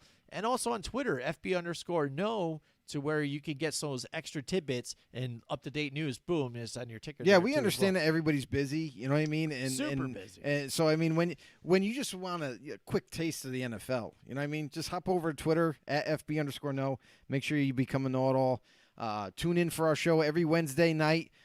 We normally start around 8:30ish. Mm-hmm. I know But that things have been super busy. Yeah. I mean, things It's in been life crazy. right now have It's been been really crazy. nuts for both of us. We're trying to get out there best we can, but I you think can guarantee yeah, you we that got we're our pretty much hands here on in too many Wednesdays, cookie so. jars right now. Oh, absolutely. I am But yeah, way too we really into this stuff. really appreciate the support, guys. Thank you guys so much for tuning in. This is why we do this show. We like to have a lot of fun, talk football with you guys, and we drop knowledge on you, and you drop some knowledge on us to give us some Absolutely. inner feeds on some of your teams. So really appreciate it. Tune in soon. We're going to talk more about the draft upcoming. We're going to be talking about some of the player moves, you know, and some of the team's needs as we get closer to the draft and what we think may happen in this upcoming draft. Absolutely. I'll see you guys next time. Join us next week from 8 till 10 Wednesday night for more Football on the No with Jim and Joe.